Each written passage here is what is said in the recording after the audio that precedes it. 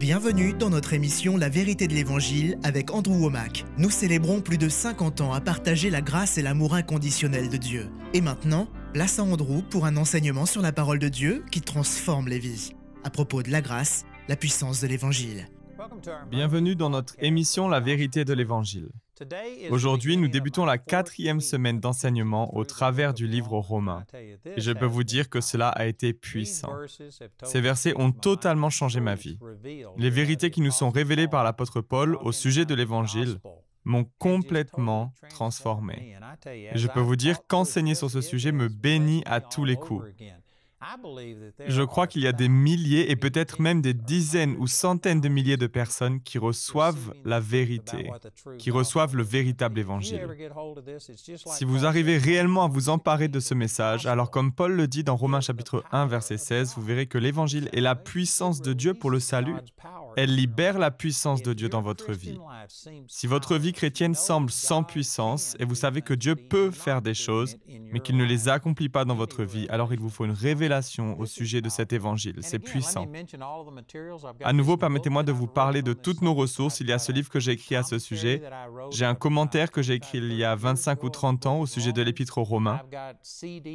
J'ai des CD, des DVD et un guide d'études qui est conçu spécifiquement pour accompagner les études bibliques, afin d'aider à partager ces vérités avec d'autres personnes. Nous sommes maintenant arrivés aux 2 derniers versets de Romains chapitre 5. Et c'est le début de ma 4e semaine d'enseignement à ce sujet.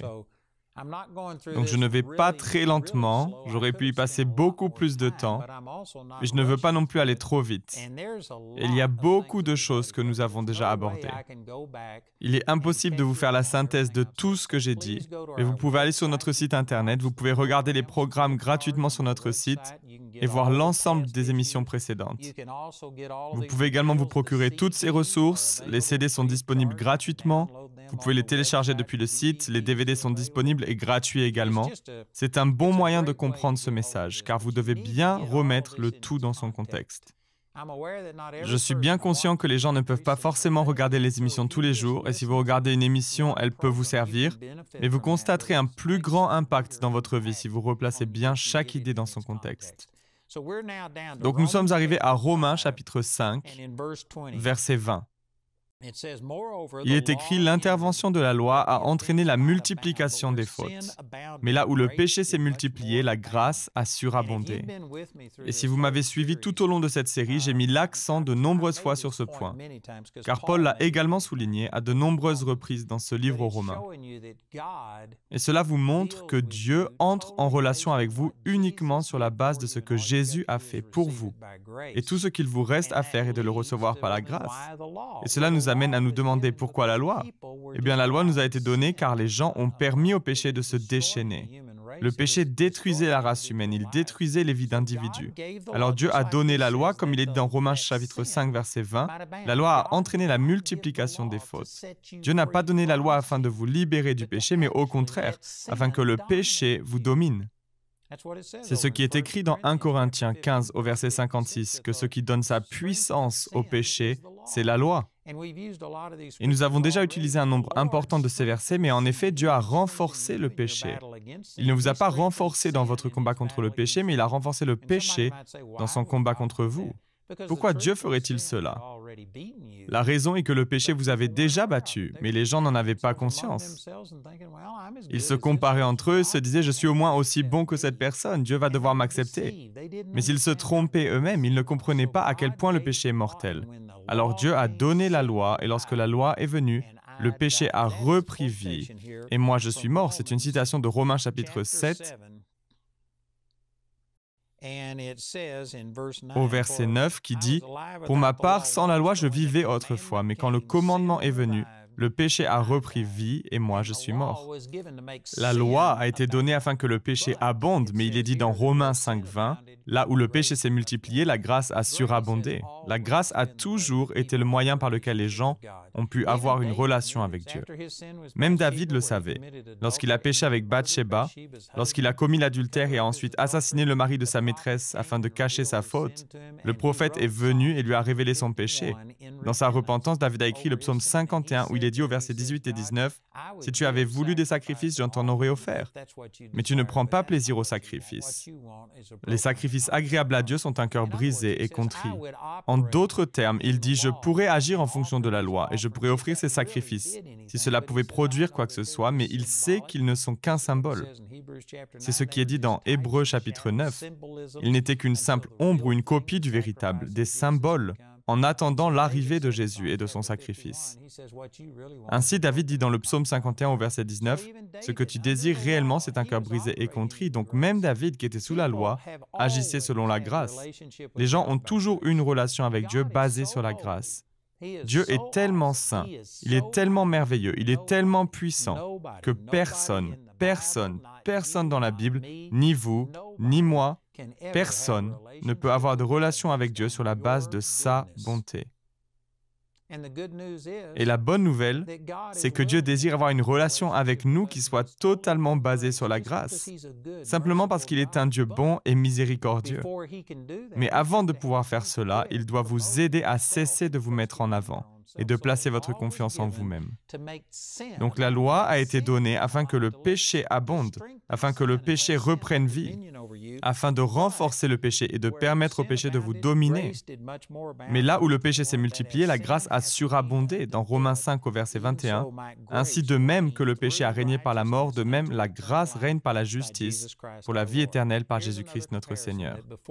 Voici une autre comparaison. Avant votre nouvelle naissance, le péché régnait. Cela signifie qu'il dominait, qu'il régnait par la mort. Romains 6, 23 dit « Le salaire du péché, c'est la mort. Le résultat du péché, c'est la mort. » Donc avant la venue de Jésus, le péché régnait, dominait, contrôlait et produisait la mort en chacun de nous.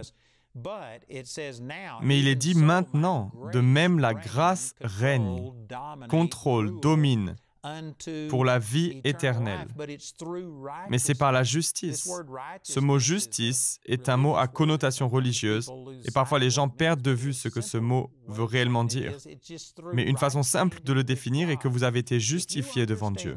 Si vous comprenez que vous êtes maintenant en règle avec Dieu, que Dieu est satisfait de vous, non pas à cause de ce que vous avez fait, mais au travers de ce que Jésus a fait pour vous, alors tout ce qu'il vous reste à faire, c'est de vous en saisir par la foi, comme un cadeau. Vous savez, je pourrais mettre $1 million sur votre compte en banque.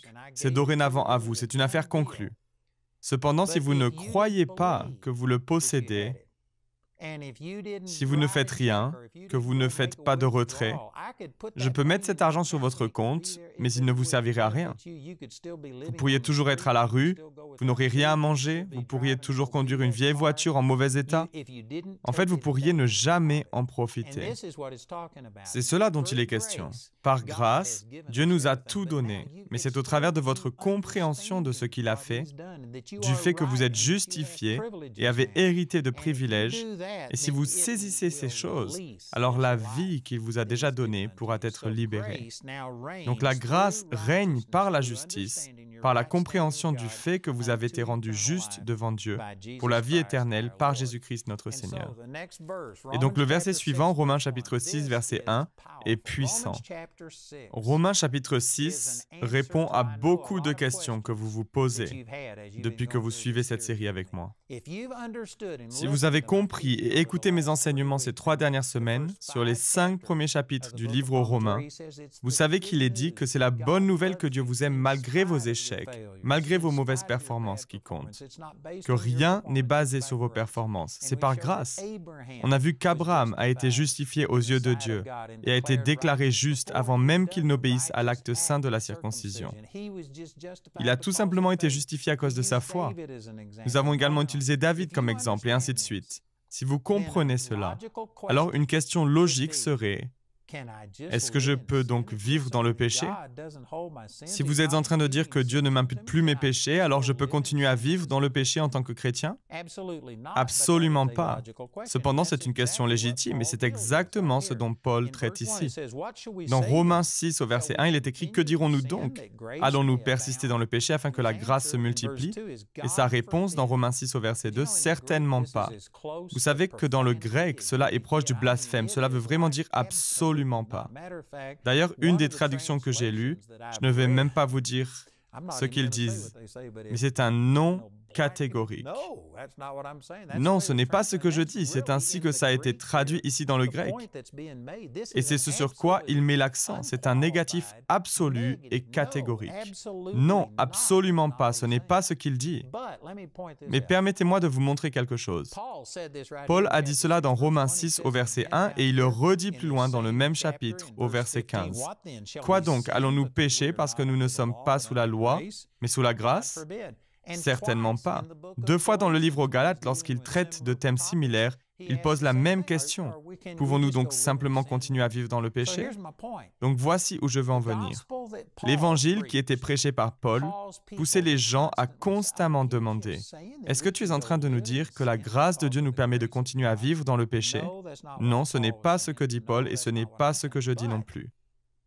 Mais c'est cependant une question logique et légitime.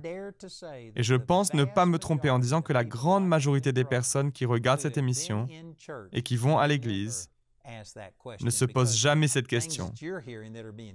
Parce que ce que vous entendez, ce qui est prêché comme étant l'Évangile, dit que Dieu est en colère, qu'il ne vous bénira pas, qu'il ne répondra pas à vos prières.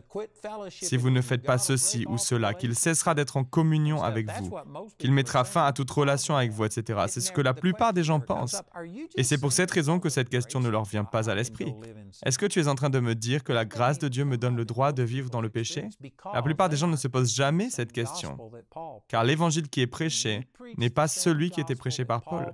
Si vous prêchez le même évangile que celui qui était prêché par Paul, alors les gens se demanderont, je peux vivre dans le péché sans qu'il n'y ait aucune conséquence? Non, ce n'est pas ce que nous disons.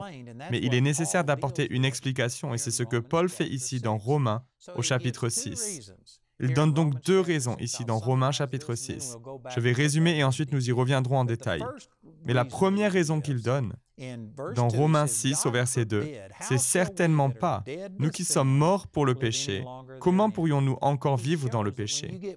Il nous montre que lorsque vous êtes nés de nouveau, vous recevez une nouvelle nature et que vous êtes mort au péché. Cela ne signifie pas que vous ne pouvez pas pécher, mais ça veut dire que vous êtes séparés du péché. Vous n'êtes plus dominé ou contrôlé par votre nature pécheresse. Comme il le dit au verset précédent, Romains 5, 21, le péché a régné par la mort. Le péché contrôlait. Le péché était semblable à un dictateur. Mais lorsque vous êtes né de nouveau, vous êtes séparé de cette vieille nature. Ce vieil homme, il est mort. Vous êtes mort au péché et vous devriez maintenant vivre dans la justice. Donc la première raison pour laquelle vous ne vivez plus dans le péché est que ce n'est plus dans votre nature. Cela nécessite quelques explications et on y reviendra. La deuxième raison est donnée dans Romains au chapitre 6, verset 16. Ne savez-vous pas que si vous vous livrez à quelqu'un comme esclave pour lui obéir, vous êtes les esclaves du maître à qui vous obéissez, soit du péché qui conduit à la mort, soit de l'obéissance qui conduit à la justice. Donc la deuxième raison qu'il donne est que vous ne voulez pas vivre dans le péché car cela ouvre des portes à Satan. C'est comme ouvrir la porte en grand et inviter Satan à entrer. Vous ne perdez pas votre salut, mais vous donnez tout simplement à Satan un accès dans votre vie. Et la Bible dit dans Jean chapitre 10 et au verset 10, le voleur, il parle du diable, ne vient que pour voler, égorger et détruire. Si vous vivez dans le péché, vous donnez accès à Satan dans votre vie et je vous garantis qu'il va essayer de voler, tuer et de vous détruire. Et vous ne voulez pas que cela arrive. Dieu continuera de vous aimer, sa relation avec vous est basée sur la grâce, mais il y a des conséquences à vos actes. Donc dans Romains au chapitre 6, il donne 2 raisons. La première étant que vous avez une nouvelle nature et que vous êtes mort au péché. La deuxième raison est que vous ne voulez pas donner à Satan une opportunité de vous attaquer et vous lui accordez ce droit légal dans votre vie en vivant volontairement dans le péché. Ce sont des déclarations importantes dont nous parlons, et si vous les comprenez bien, cela répondra à la question « Pouvons-nous tout simplement vivre dans le péché ?» Absolument pas. Je vous dis que Dieu continuera de vous aimer, même si vous vivez dans le péché. Cela ne change pas l'attitude de Dieu à votre égard, mais le péché changera votre attitude vis-à-vis de Dieu. Le péché donnera aussi un droit à Satan dans votre vie. Le péché vous emmènera plus loin que vous ne souhaitez aller, vous gardera plus longtemps que vous ne souhaitez rester, et vous coûtera plus cher que vous ne souhaitez payer. Vivre dans le péché n'est jamais une bonne idée, mais en tant que chrétien, si vous êtes réellement né de nouveau, Dieu ne vous tient pas rigueur pour votre péché, et il vous aimera même si vous restez dans le péché. Et si l'un des téléspectateurs qui regarde cette émission pense « Quelle incroyable nouvelle! Vous venez de me donner le droit de vivre dans le péché. Vous m'avez donné une autorisation pour vivre dans le péché. » Alors permettez-moi de vous dire que vous péchiez déjà très bien sans autorisation. Ce que je dis ne vous rend pas libre d'aller pécher, mais cela vous libère du péché.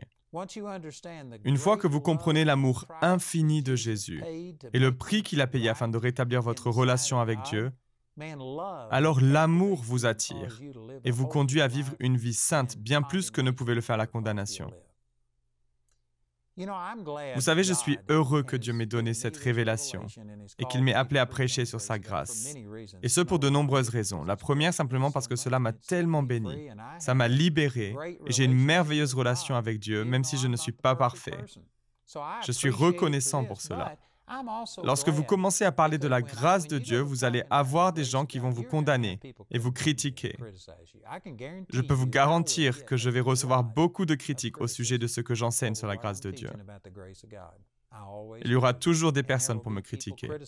Ceux d'entre vous qui acceptent ce message, qui s'en réjouissent et qui en témoignent, je serais vraiment reconnaissant si vous pouviez nous écrire ou bien nous appeler pour simplement nous faire part de votre réaction positive pour contrebalancer tous les reproches que je reçois.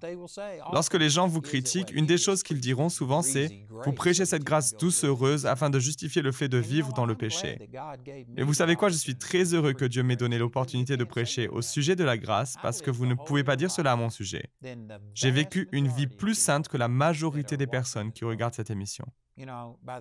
Lorsque vous regarderez cette émission, j'aurai 69 ans et je n'ai jamais dit de grossièreté de toute ma vie. Je n'ai jamais bu d'alcool fort, je n'ai jamais fumé, je n'ai jamais bu de café. Amen. Et je sais qu'il y en a certains d'entre vous qui vous demandez le café. Quel est le problème avec le café? Bien, il y a un verset qui dit que s'ils boivent un breuvage mortel, celui-ci ne leur fera aucun mal. Donc tout ce que je dis, c'est que j'ai vécu une vie mise à part et sainte. Et vous ne pouvez donc pas m'accuser de prêcher la grâce dans le but de vivre dans le péché. Ce n'est pas vrai. Il est écrit que la grâce de Dieu nous enseigne à renoncer à un mode de vie impie et aux convoitises de ce monde. Et d'ailleurs, c'est également écrit ici dans Romains 6,14, « En effet, le péché n'aura pas de pouvoir sur vous, puisque vous n'êtes plus sous la loi, mais sous la grâce. » En fait, tant que vous êtes sous la loi, le péché vous domine. Mais lorsque vous êtes sous la grâce, cette domination est brisée. Et ensuite, dans Tite au chapitre 2 et au verset 12, il est dit que la grâce de Dieu nous enseigne à renoncer à un mode de vie impie et aux convoitises de ce monde. Si vous comprenez le véritable évangile et si vous recevez cet amour de Dieu, cela vous rend libre du péché et non libre de péché.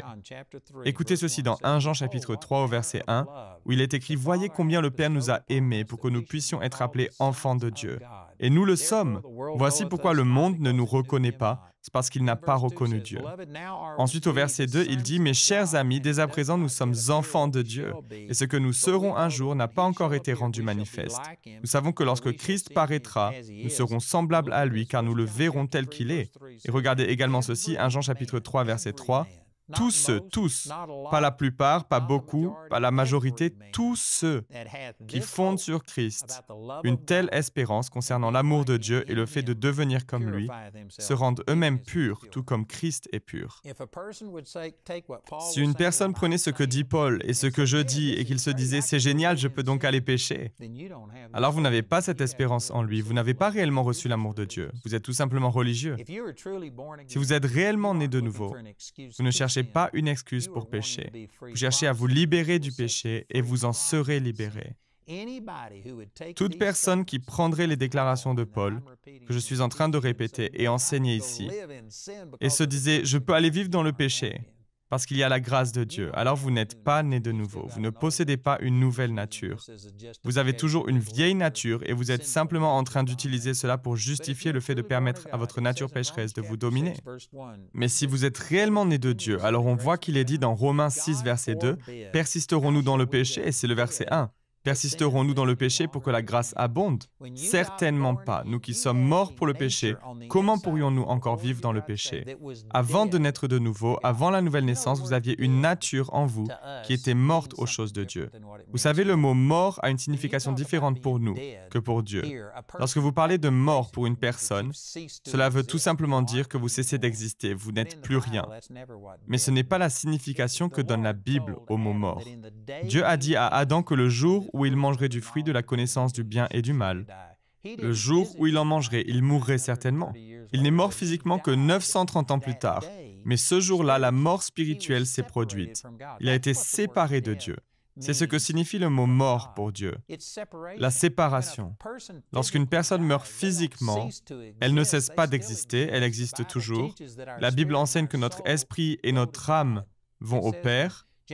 Il est écrit dans Jacques chapitre 2 et au verset 26, « Car comme le corps sans l'esprit est mort, la foi sans les actes est morte. » Ce qui cause la mort et la séparation, c'est le fait que votre esprit quitte votre corps.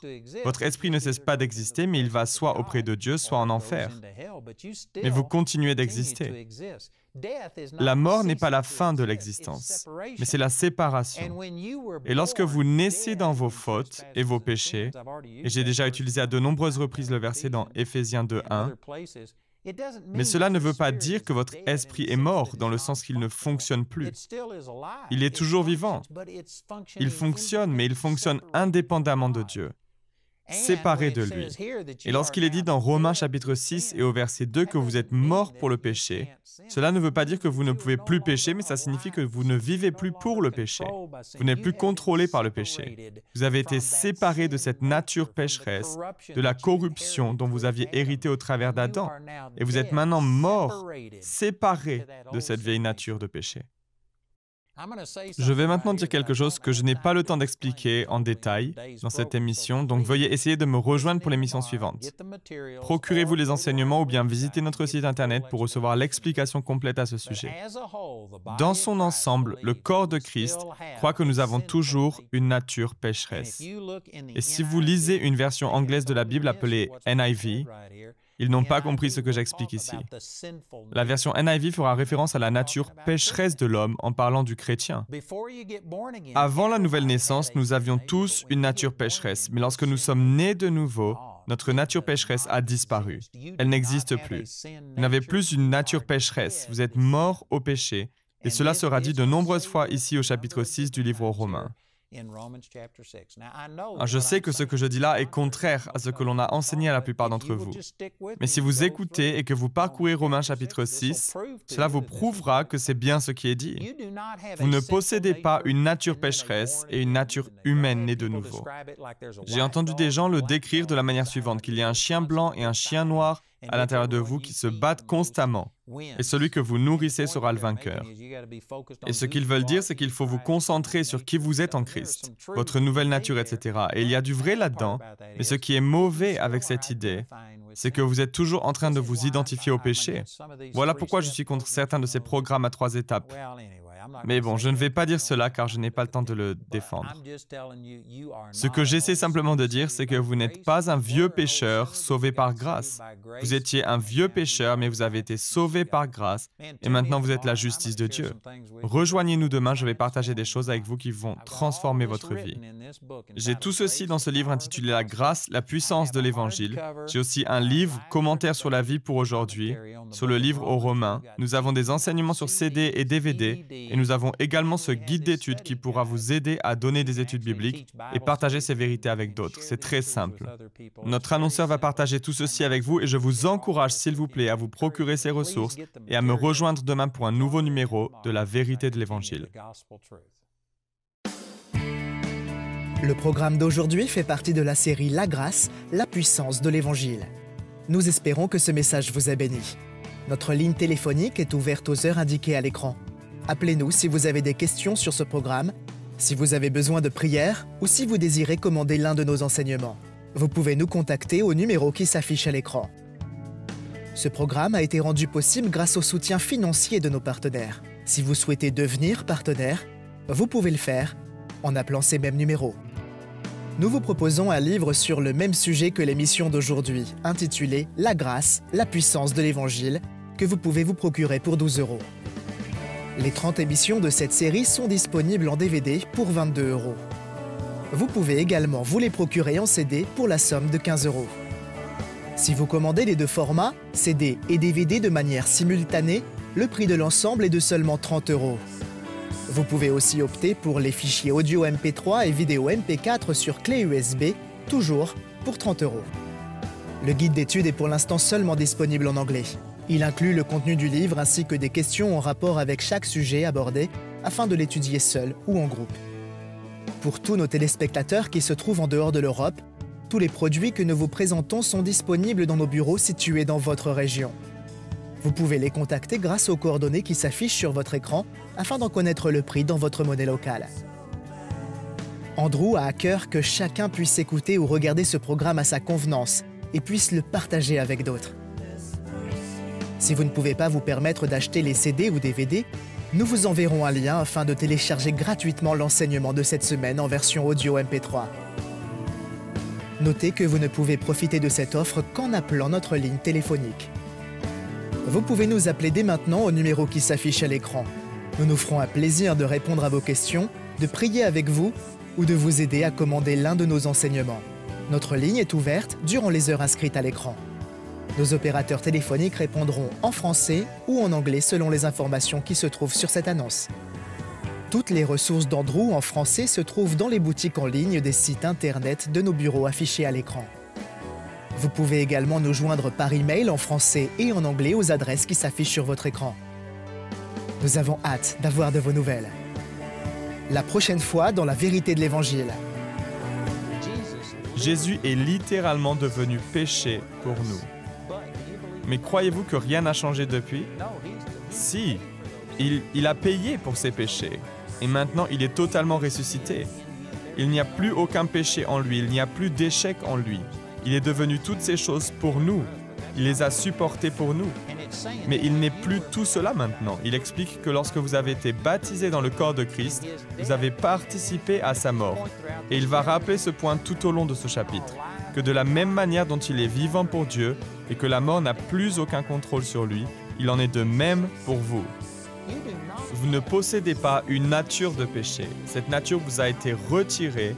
Vous êtes maintenant né de nouveau et vous êtes une personne complètement nouvelle en Christ.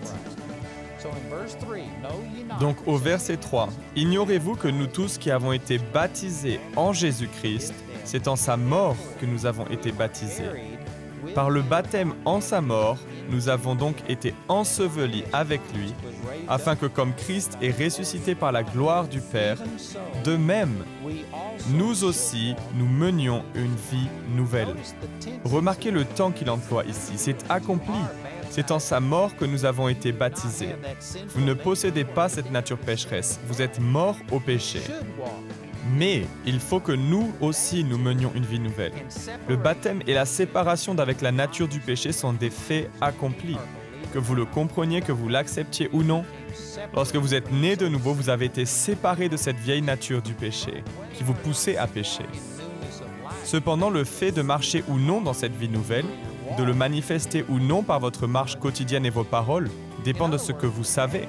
En d'autres termes, le baptême avec Christ et la séparation d'avec votre ancienne nature sont automatiques. Mais le fait d'en récolter les bénéfices dépend entièrement du fait de connaître ces vérités. Rejoignez-nous prochainement pour plus de la vérité de l'Évangile.